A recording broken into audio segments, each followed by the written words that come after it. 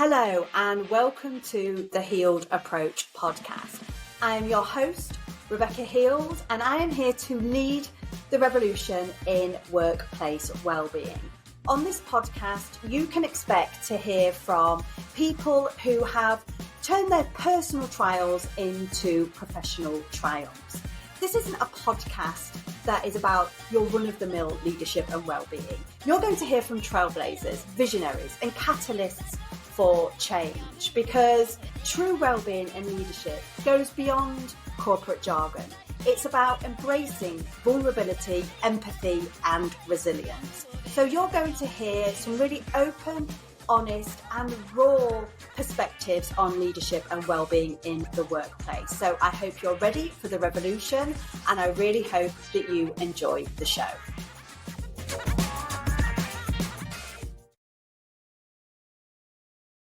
Hello and welcome to another episode of the Healed Approach podcast.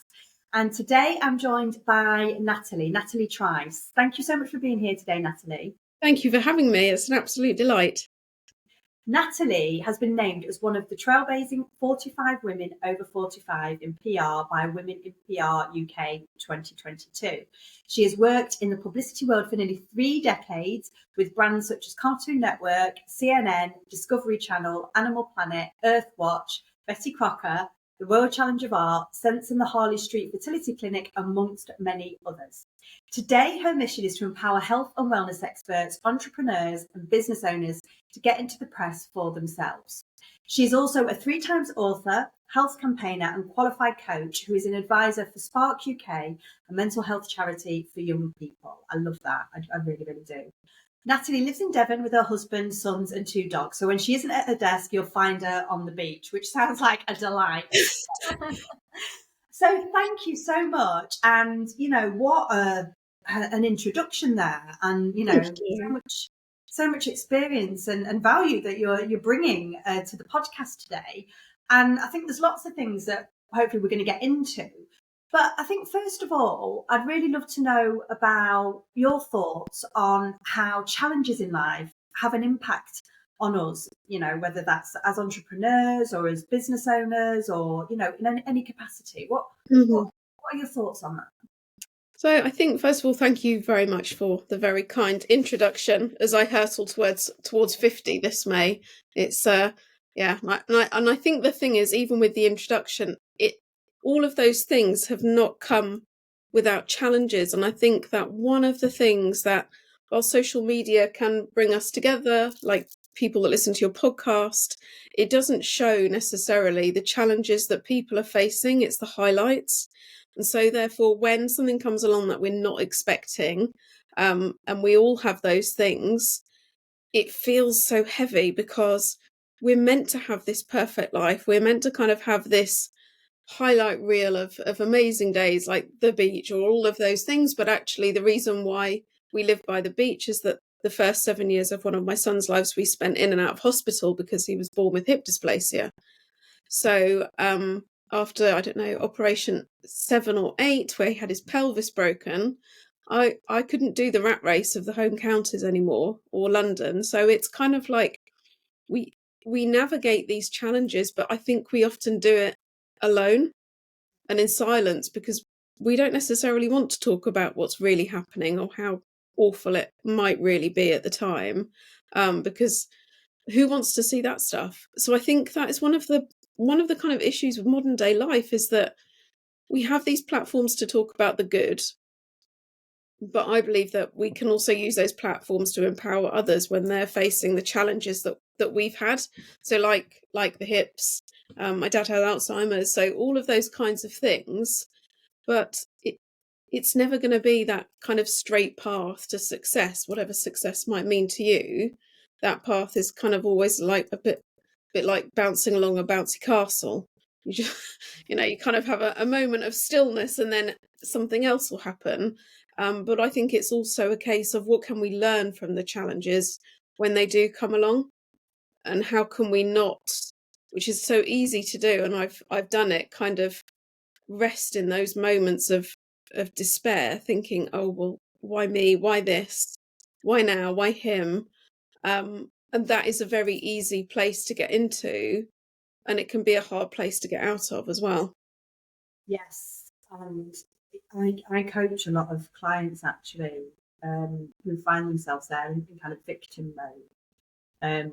Because, and like you say, it's because even though sometimes when you realise that you are there, but I mean, a lot of the time we don't realise that we're there. It's just like, why is this happening to me? What's going on? It can still take a lot of work to pull yourself out of it. Yeah. And I think it's normal and it's natural to fall into it, at times when things happen. Then it's about thinking, okay, well, why has this happened? What is going on? What is the lesson? What is this telling me about myself? Yep. It's interesting, isn't it? Because I think sometimes, we can also end up self-sabotaging, and we can think that we can dramatize something that's come along, and we can be like, this has come to like sweep me and knock me off my feet, but actually it's probably coming to teach you a lesson or show you another way, or develop your resilience so that whatever you're trying to do, you can do better. And it's the universe's way, isn't it, really, of kind of guiding us back on track. And I think this is the thing, is that, and you hit the nail on the head when you said we're conditioned to think that life should be a certain way and that we should be striving. I was talking to somebody today, and she was talking about how, when she became a mum, she kind of lost her identity. And she said she's got 3 children. One is same age as my eldest, so 12, 13. And her youngest is only 6. And she said, and it's only been since my youngest started school that I've started to realise that I need to get my identity back. And I'm starting to learn who I am, but it's still a journey. I'm still on it. And I said, you'll always be on it. And she was like, oh God, don't say that, Rebecca. It's true. It's true. We need to get over this belief that all of a sudden one day everything's going to just be, there's going to be a light bulb moment. And I mean, don't get me wrong, life is full of light bulb moments, but there's never going to be this time where you sort of go, that's who Rebecca is. Nice to meet you. Because Rebecca's changing and evolving every single day. She's a different person now than she was last year. She's a different person. She's going to be a different person in 2 years than she is now. And we need to get excited about that. We need to get excited about meeting ourselves on our journey. And rather than thinking, I'll get there one day, it's like, this is where I am now. And the exciting thing is that I've still got a lot more to learn about myself. Yeah. Yeah, because you don't ever have this second again. You'll never, we think about aging, we think about our kids getting older, all of those things. We're never going to be as young as we are in this second. And it's kind of like you don't, and it's all sounds, as I'm talking, it sounds really cliche, but you don't know what's coming. You don't know what's next. So we have to kind of appreciate the moment and what we do have. And yes, there might be things that you want more of or differently, or you want a different job or all of those things, more money, a better car. But actually, is that fundamentally going to change what happens inside? And that is what I think challenges bring, because then you have to dig. You have to dig deep. I know sitting on hospital wards at midnight with kids screaming because they've had all kinds of operations is awful.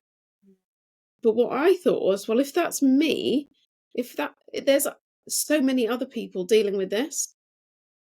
And what I found was I had a friend in Australia, and it was the middle of the day for her, and she was on Facebook. So it's like, okay, how can you connect these people so that you're not alone? And I think that is one of the things that COVID kind of brought people together in a way.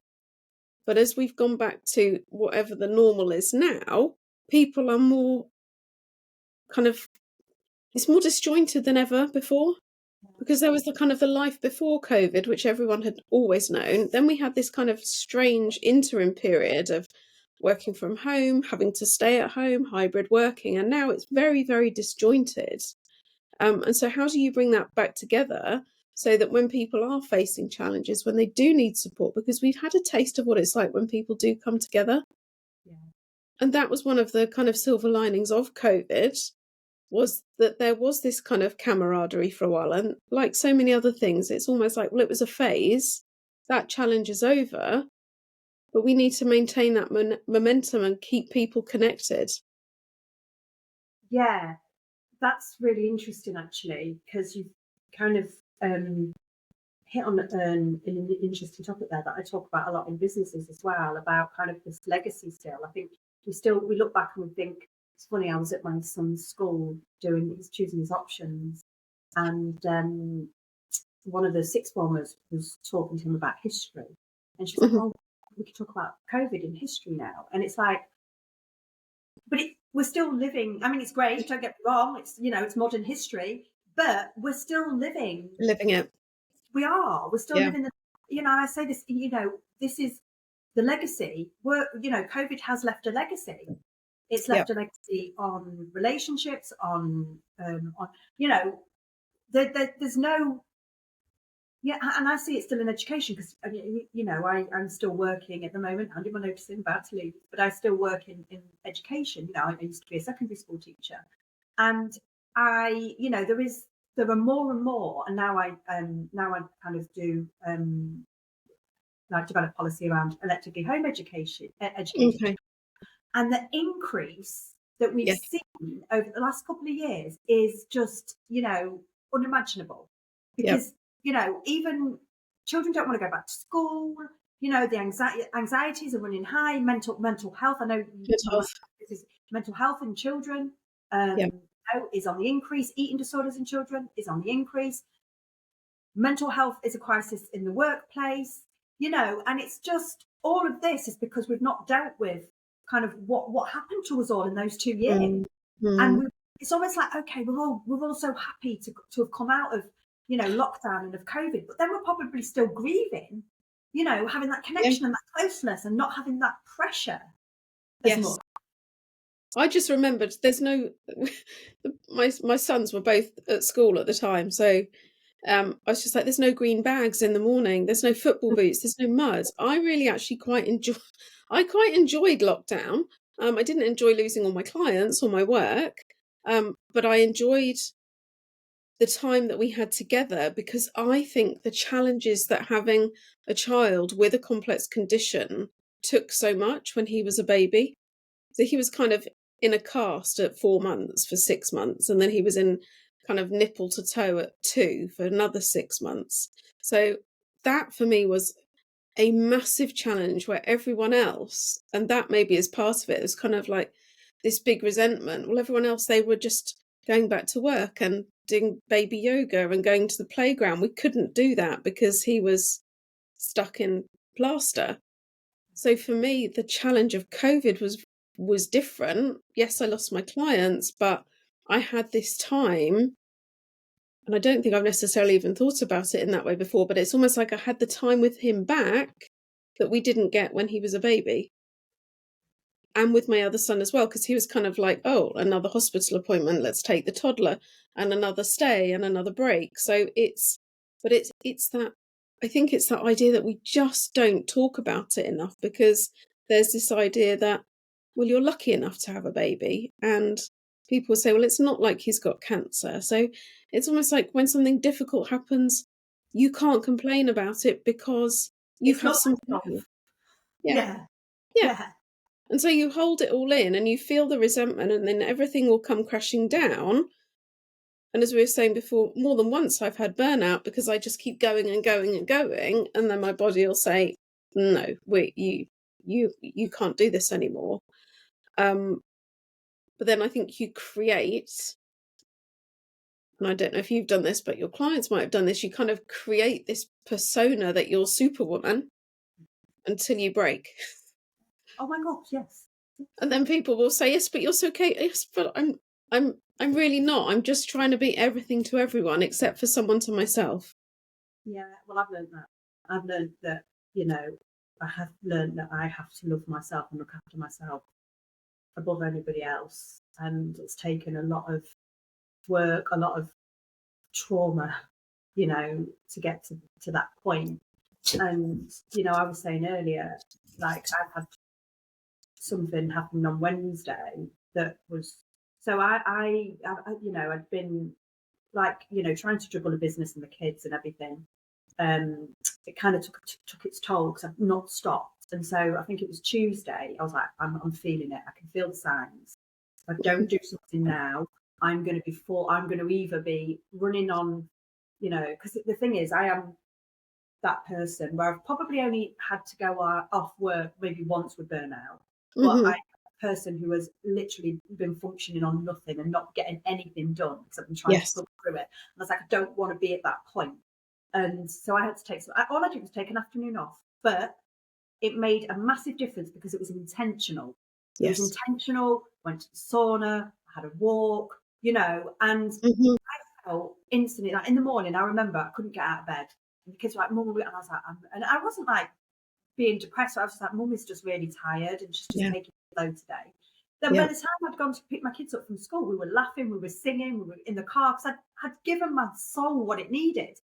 But what I want to go down with this then, on Wednesday, the shit hit the fan with my kids' dad.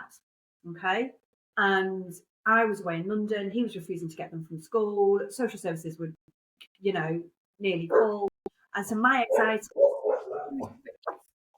but I dealt with that. My resilience was so much higher. Yes. You know, I was able to stand my ground because I'd given myself that time and I'd stopped myself from reaching that point. Because this is the thing, is that when we burnout is a workplace phenomenon. Okay. It is down to not dealing with chronic stress at work, but it will have an impact on you personally. It will have an impact on your personal life. And we live in this society where what you've just explained there, it's become accepted to keep going round and round and round in this cycle of burnout. But it shouldn't be, you know? Shouldn't be feeling like we can't talk about things openly and honestly. But it's a weakness, isn't it? It's almost like if you are capable, if you are ambitious, if you do have these dreams, you don't want to admit you can't do everything, which is impossible. And I think especially women, because, you know, we have this whole rhetoric that we can have everything. And maybe we can, but not all at once. Yeah. That's the thing, you know. I've got two sons, they're teenagers, one's about to learn to drive. The whole dynamics change. It doesn't stop you worrying and it doesn't stop you being responsible, but then you've also got your business to run and the house to keep going and the dogs to walk, and it's a lot. And even this week I saw, who was Lily Allen talking about the impact of her kids, which was then misconstrued in all kinds of ways in the press. So she was once again berated for her opinions, but I don't think we don't ever bash men or dads in this way. You know, it's and we're trying to work towards equality. And International Women's Day last week, I was in an event, and it's kind of that push-pull, isn't it? So we try to get equality for women, and then men feel, or maybe younger men feel pushed out. So it's very hard to get the balance in a world where we are constantly, from the moment, if you turn your phone on when you wake up, from the moment you wake up, you've got other people's news and opinions in your face. I always say that. And it never stops. Yeah, the minute you become a slave to your phone. And I know that's created so much anxiety for me. You could become a slave to the people. And I think it's interesting actually going on to this idea of equality, because do people even really understand what it means? No, because I think it changes all the time. I think it constantly, you know, it constantly. Let's look at the Oscars. So Barbie, biggest selling, you know, absolutely, I thought, very good film last year. Lots of people missed the message. Didn't win anything. Margot Robbie didn't win anything. And yet it was Ryan Gosling and Slash that were on stage singing the song. And you're like, how could even that have gone so wrong? And that's a whole other soapbox of just like it misses the mark every time. Yeah. You know, we have no women in power. We have no, and it's broken. But what's the answer? It's not necessarily them and us, but there isn't an even path though. So you feel like we're getting we go one step ahead and then we seem to take 10 steps back. I think, I mean, you know, it's interesting because obviously I talk a lot about female empowerment. I talk a lot about women in leadership because it's almost a necessary evil, I suppose. Because I think what you've said there is absolutely right. It shouldn't be them and us. We shouldn't even have to be talking about gender in this way. The thing is, gender exists, but it shouldn't be something that we're having to because it becomes toxic. It does. Yeah. At the end of the day, whoever you are, whatever gender you identify with, whatever, we have two energies. We have masculine and we have feminine energy.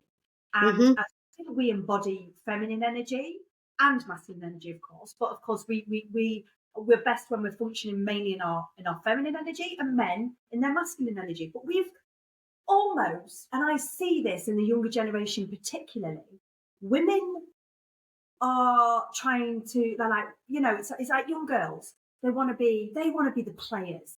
They want to be the ones that are, strong and independent and can do the whole, I was talking to somebody earlier in the gym, and he was saying, I was seeing this girl, and then she was telling me how she was seeing all these other men, and I was like, what's happened in the world? Why do women? Like, no, but do you know what I mean? It's like, why are young girls not valuing themselves as females, as women, and are trying to play this masculine role and trying to be, I don't need a man, I'm okay, I'm independent. Now, don't get me wrong, I'm all for strong, independent women. I am a strong, independent woman. But I also know that at the minute I don't, but I would like to have a man in my life to balance the balance. That's the thing, though, isn't it? It's the balance. And that's across everything. It comes down to your work, to your business, to how you parent, what you eat, how much you exercise. And there's kind of this all or nothing that becomes very interchangeable. So then how do we then raise the next generation? We're both raising boys. We want to raise good, kind men. Yeah. And we do need a balance. We do need that balance. And I think that somewhere, I was talking to my husband last night about Obama. How has it gone so wrong since Obama was in power? And but I think it's navigating life, isn't it? And that is the challenge. That comes down to what we were talking about at the beginning. Life is a challenge. It is not a bed of roses. No. It's, the thing is, okay, I think for everything it's like yin and yang, it's like everything has, there's I hate the word balance, but because, I think everything's constantly dynamic and is in flow. But I do think that, in order to experience and appreciate the good times in life, we have to recognise and understand that there are going to be challenges. Yeah. But it's how you overcome those challenges. It's how you see them. We have almost become victims of ourselves because we see challenges as things that we need to get upset or depressed or annoyed about. We look for, I think I know that I kind of got to a point with my son.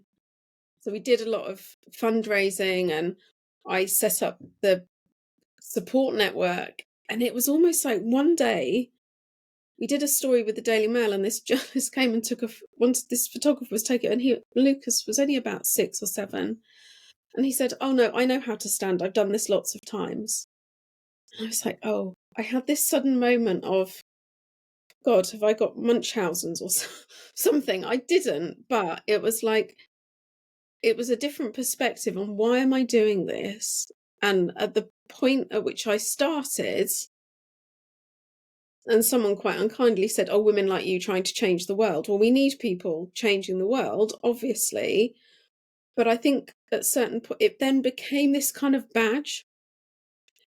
And it was like the hospital mum badge, and we do these good things. And it gets to the point, and you talked about being a victim, where we kind of feed off these things and you think, okay, can't do this anymore. Yes, the network still exists. Yes, thousands of people and families around the world now have the support. But do I need to engage in it at such an intense level and maybe feed from, I don't know, the sympathy or whatever it was at the time? And quite often I get Facebook memories and I'm like, oh, that why? But that was me at that time. And we evolve, like you said, we evolve and we learn from the challenges and think, well, if that hadn't have happened, I wouldn't live at the beach, or I wouldn't appreciate being able to use my legs, no, all of those things. And I think it's if you stay, and it's very easy to stay in that victim space, because sometimes you do through that get the attention or the support you need. But we can't live in that forever. No. It's interesting as well. Actually, it's a little bit of a light bulb moment there. I think about, you know, I don't know. It's like when I look back and I think, because I had anorexia for a long time, and I look back and I kind of think, yeah, I was so caught up in victim mode with that, and it was like, yeah, definitely, you know, I think there was so much going on. I think obviously it's a mental health issue, and I think that, you know, I kind of probably got off on the attention to begin with, if I'm brutally honest about it, because I felt like I was never heard. I felt like I always felt unloved, uncared for, and then all of a sudden people were bothered.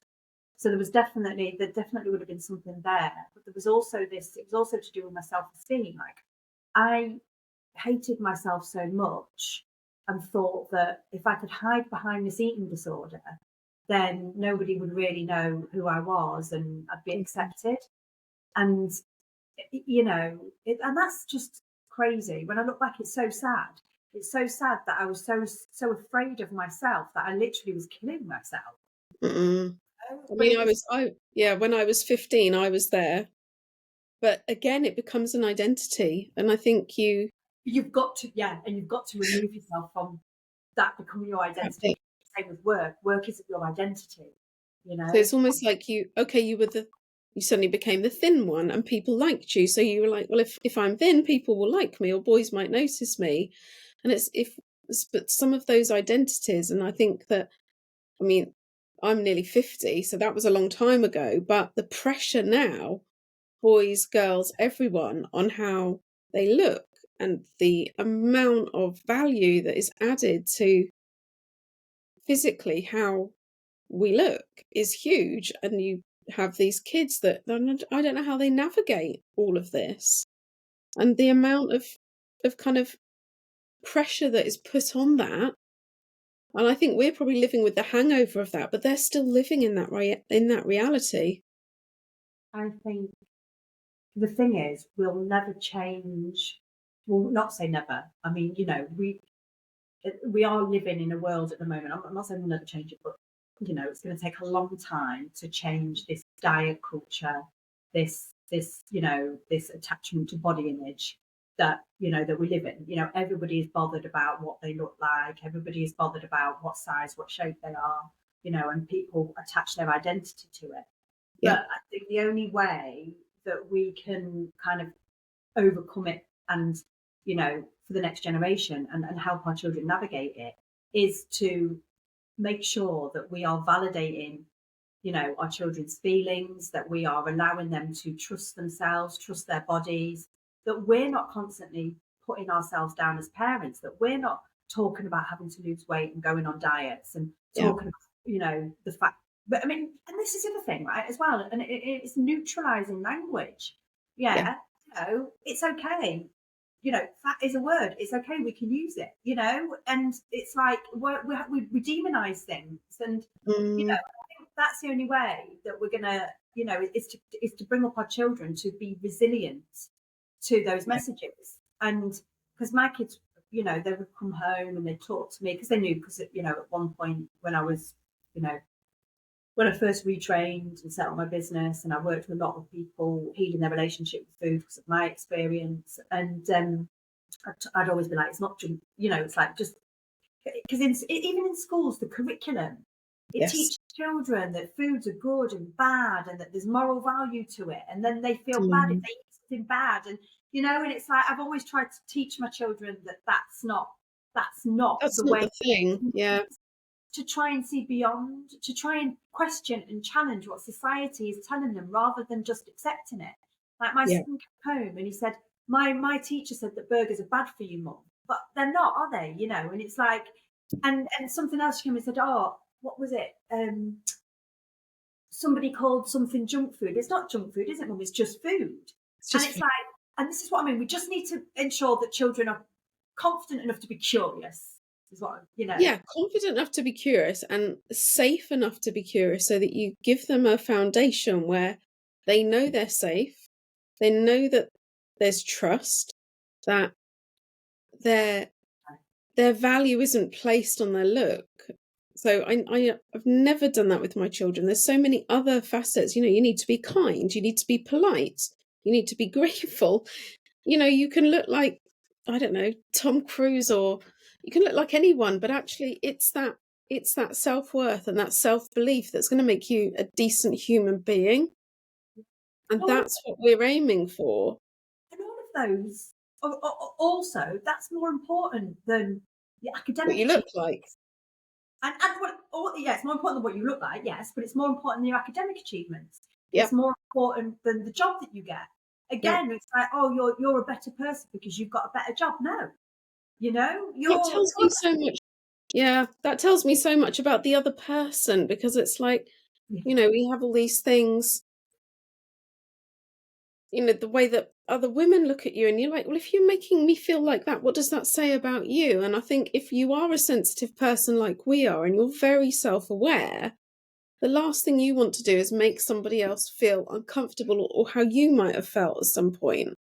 And it's very, I'm extremely sensitive, probably oversensitive, and could be quite easily triggered, but I'm very aware with my sons of like, right, you don't want to overprotect them, but you've got to keep them in the real world. But yes, don't make other people feel shitty. That for me is, really, really important. It's one of the things I love living here, because it just doesn't, it's not really a thing. It's not that kind of keeping up with the Joneses. It's very, very down to earth. But again, it can be, I started a new gym this week, and it was that thought of, I don't know anyone. What's it going to be like? I haven't been on a spinning bike for 20 years. And yet I walked in. I hate spinning. I do love it. And I actually didn't die yesterday, obviously, because I'm talking to you. But the welcome I got when I walked in, I was like, wow, is this going to last? The lady was so lovely and so kind. And then there are a couple of people that came from school. And then yesterday, this girl came and introduced herself. And I'm like, oh, but that's my other end of COVID, because I became so conditioned to being in my office with my chihuahua. I didn't want to go back out into the world again. Isn't it a shame that we go into these places feeling like people are going to be unkind, or we're going to be judged? Yes. The same thing happened to me when I started pole dancing. Oh, I haven't been able to go for weeks. Wow. I started pole dancing at the beginning of the year, and I remember, like, I nearly didn't go into that studio because I was like, they're all going to judge me. They're all going to, but like you, they were amazing. It was brilliant. It was this fantastic community. So it's like, why are we feeling like it's going to be like that? Where is it coming from? Isn't it a shame that, Yeah, I think it comes from past experiences, and we hold on to that thing. Well, if it's happened, we'll just keep safe. But the trouble is, when we try and keep ourselves safe, we miss out on the next good thing. There's a really great book out at the moment called Worthy, and the woman talks about, she sold her business for $1 billion to L'Oreal, It Cosmetics. She still didn't feel worthy or good enough. And Oprah had given her phone number, and it took her 4 years to call. She nearly didn't, and it totally changed the trajectory of her life, apart from the $1 billion. And she said, I let doubt nearly destroy my destiny. And I was like, oh, that is so true, because we try to keep ourselves safe because of past experiences. But if we do that, we can't grow. And then we become more anxious, and we become more insular. And so, yes, that was the whole thing. It was like, I will do that. Although then I went to a networking event last week. I had the same fear. And I introduced myself to a certain, like, 2 people, and they stopped the conversation. And I felt like, I just want the ground to open up and I want to go home. But you persevere. And that is the thing. I think it's that fear of rejection. If you've been rejected in the past and you're like, why would I put myself in that position again? A bit like me with dating at the minute. I can't do it. I can't do it. I'm so. But that's because you've been so scarred in the past, and you're like, well, is there a different way? Is there someone different? But if you let doubt destroy destiny, you might not meet Mr. Right. Stop thinking you. Well, I was led to believe that for a very long time. But like you say, I've been so since like now. Someone said to me earlier, so are you on the dating scene? And I'm like, well, I'm not adverse to it, but I can't bring myself to like Swipe. oh God, those apps. I don't know, but I've been with my husband for 23 years. Yeah, no, I've never been on them. I live vicariously through you and your swiping, but it must be daunting. I mean, it must be. It's really interesting, right? Because one of my really good friends, she was single, and for ages she was like, no, I'm not going to date. And I was like, get yourself on some dating apps. She's like, no, I don't want to do that. I don't want to go, blah, blah, blah, blah. And then she got to, and I was like, come on. So I coached her through it, and helped her, kind of set up. She's found someone really, really lovely, and she's really happy, and he's treating her really well. And I'm like, coach other people to do it. But now she can coach you to do it, and then you can find. Because there's we talk about challenges. There's a challenge, isn't it? You're going to put your trust in someone again when you've been hurt, and you've got your kids. So it happens all of the time. But what do? We kind of just sit and grow grey, and I'm just waiting for James Bond to like fall through the ceiling. Yeah, he's not going to do that, So we might have to get you on the apps and see, but. I think that's the other thing though, isn't it? And I mean, I listen to so many podcasts, but that idea, no one's coming to save us. No. We have to, and that's in everything. That's in our business. That's how we treat the crappy things that happen to us. We have to do it, and nothing changes if nothing changes. And I'm a big believer in that, of like, okay, go to the gym, do that thing you don't want to do, go to the networking event, and it will start to change, but it takes time, and we want things yesterday. Uber and Amazon and Just Eat, all that, you can get things instantly. We live in a quick fix culture, and it's not it's damaging, it's toxic, and it's scary, but it's also exciting, because you think, we don't know what's coming, we don't know the opportunities that are coming, and I always try to think, okay, the best things are yet to come. Agree. Especially for you and your dating. Please. Shouldn't have told me that. Oh. It's I know, maybe I shouldn't. You're going to try and hook me up now with something. I'm just going to write your profile. I did it for a friend, actually. I wrote her profile. I'm like, right, here we go. Oh, really? Mm. Oh, okay. Get you a nice photo. Well, that's the other thing, though. Like, the photos and things people use and the horror stories I hear. But I think, I tell this to my sons, I tell this to my clients, you have something that someone else needs. Yeah. And that's the same when it comes to dating. Yes, you might want to be in a relationship, but you've got so much to offer somebody else that you can't settle for anything less than what you're worth. I agree, but I think that's what scares me, is that I have, I've not been in many relationships in my life. God, how has this taken a turn? But because I was with my husband for so long, from such a young age. But then so we've been broke up for over 5 years. So I've had like 2 or 3 relationships in that time, and I always settled, and they ended badly, and I'm just like, I can't do that again. I settled because I didn't think I was good enough. Yeah. And it's almost like now I'm just terrified now. I'm terrified of getting it wrong. I don't trust myself. And yeah. But if you'd have listened, when you met those people initially and you said, trust yourself, if you had trust yourself. If I'd have trusted myself, I wouldn't have got into those relationships, because I knew. So now that's the learning, isn't it? So the first thing, you're like, nope. Not even going to bother. Yeah. But I guess no, you're right. And you just learn. You learn each. My career was pretty, It's getting, it's getting bigger and bigger as I've got more used to being on my own. It's like, Yes. Yeah, but that's not a bad thing. So you become more picky, but then that's like with jobs, with clients, with work, with gyms, with networking events. We find our thing. I just need somebody who's good, with a drill, who can sort out that broken gate and You'll know. You'll know. Yeah, I know they say that, but sorry, this is really taking a weird turn, but No, it's great. it's been, it really has been.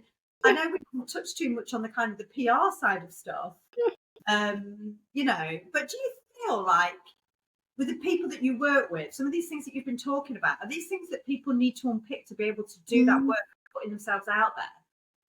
I think it's very even I'm talking to you and we've never met and it feels like we have. It's quite funny. You make those connections. And I think the biggest thing when it comes to PR and publicity, and you can look in everything, you can look in Red, you can look in Metro, you can look in Stylist, anything. You look on BBC Breakfast, people will tell what they want to tell.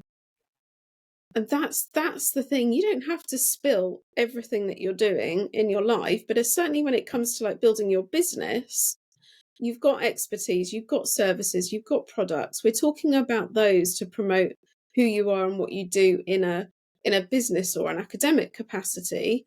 Yes, you can do a tell-all in Chat magazine if you want to, but I'm more about how can we use the power of the press in a positive way, so that people can, someone might be listening to this today and they just heard you talking about your eating disorder and think, okay, maybe it's time they spoke to someone. That's my thing. The press, I know that my kind of campaigning with HIPS, the work I'm hoping to do with Spark UK, is that not everybody has got the resources to have a therapist.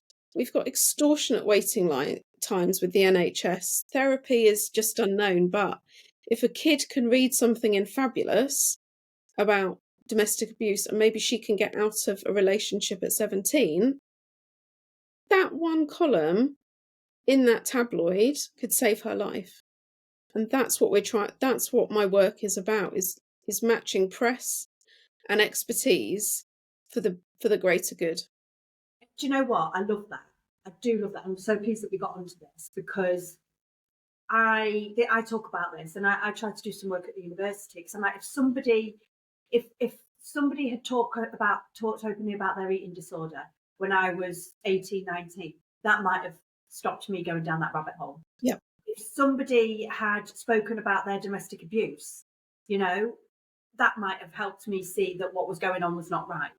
Yes. And this is another, because this is another reason when I talk about how this podcast is to kind of help, women to overcome or to share and be honest and lean into their trauma so that they can thrive, and we can see more women in leadership positions. But this just it's to do with everything, isn't it? If we can just be more honest and open, we can help other people. And Absolutely. that's why I try and be, because a lot of my family will be like, why do you talk about those things? Because I'm from a very, traditional Italian family. You don't talk about those things, right? So when I start posting stuff, like my mum and my sister, like, why do you talk about that stuff? Why do you share it? And I'm like, because if I can help one person, then, everything I've been through has been worth it. Yeah. And we want to help more than one, but it's the one, and it's the one person you're talking to and thinking about, what is that person, what is that other mum? I just remember when Lucas was diagnosed, so this is nearly 15 years ago, went to the hospital with my dad. They told me what he had, and I just went home and cried, and I was like, how am I going to navigate a toddler, a business? We'd just moved out of London. He's got to have multiple operations, and the first diagnosis was inaccurate, and I had the ability to get a second opinion, and I had a voice. But what about the women that didn't? What about the single mums that couldn't afford the bus fare? What about the person that didn't have a credit card to get a second opinion? That for me is like, if I don't do something, nothing changes, and now people will know. I mean, even if someone's granny's budgie has something wrong with their hips, I tend to get a message. So did the job very well, and people will, someone once said, oh, you only set up the network to promote your book. And I'm like, seriously? I would not have lived through what my son has gone through to sell a book, because you don't make any money from books. But it's that thing that some of us have to step forward and some of us have to speak so that others don't feel alone. Yeah, because I've had the whole people go, oh, you just do it for sympathy or you just share this. And I'm like, no, I don't need the sympathy now.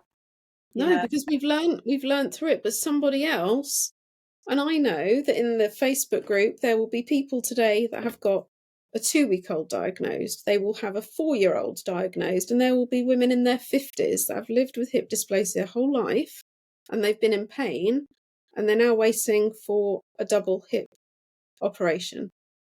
That's their entire life spent in pain. And so if we can do something, if we can do something to make someone else's life better, surely that is what we're here for. But I think you can only go through the trauma yourself quite often to be as passionate about making the difference. Because it's your lived experience that makes I know exactly how you are feeling when you have to put that baby in a body cast for 6 months when it should be playing. I know what it's like when you look in the mirror and think you look shit. You know what it's like to be made redundant, and you only want that other person to feel like they're not alone in the same way that you were. Because you do feel alone. When I was in the depths of anorexia, when I was in the depths of being abused, you just feel like you're doing one and you're not. This has been such a powerful conversation. It's been great. What a great way to spend a Friday afternoon. It's really been lovely. So thank you very much. No, thank you. How many kind of things have we delved into as well? I do just have one question yes, that I want to end with, and that is, what is the one most important thing that you've learned about yourself on your journey so far? Oh, in the words of Glennon Doyle, we can do hard things. That is my absolute. It doesn't matter how shitty it's got, how many operations, how much stuff with my dad. Tomorrow is another day, and we can do hard things. It doesn't always feel like it, but there's not a lot of Starbucks and a piece of cake can't solve. Okay. I'll tell you what, I didn't think for 1 minute I'd be leg pressing 135 kilos this morning, but I did. Well, I didn't think I'd be back on a spin bike, but yes. No, I'll leave that one to you. Okay, thanks. So much. Thank you. Can you let people know where they can find you? Yep. So natalietrice.co.uk, Natalie Trice on Instagram, Natalie Trice on LinkedIn. I don't think there's many Natalie Trices in the world, so I'm quite easy to find. And all my books are on Amazon, and I'm always happy to help. People can book a chat on my website. Yeah. And I just think, no, you can do hard things and be proud of the scars. Yeah. And the journey. Absolutely. Thank you. And thank you. Listening, please make sure that you do go and give Natalie a look. Go and follow her on her social media. If you've enjoyed this podcast, please make sure that you do share it with your audience. The more people that we can, I know I say this every week, but honestly, the more people that we can reach with this, the better. I'm still a one-man band trying to get it out there, but I think there has been so many moments, in this podcast, in all of the podcasts, that people need to hear. So please do leave us a 5-star review. Make sure that you do follow the podcast so that you can keep up to date with new episodes. And thank you so much for listening. And I will see you next time. And thank you again, Natalie. Thank you so much. Thank you. And that's a wrap. I really hope that you have enjoyed this episode. And if you have, please make sure that you leave us a 5-star review and that you share it with your audience, your friends, your colleagues, because the more people that we can reach on this leadership and wellbeing revolution, the better. We are here to create change. Make sure that you are part of that. Once again, thank you so much, and I look forward to seeing you here next time.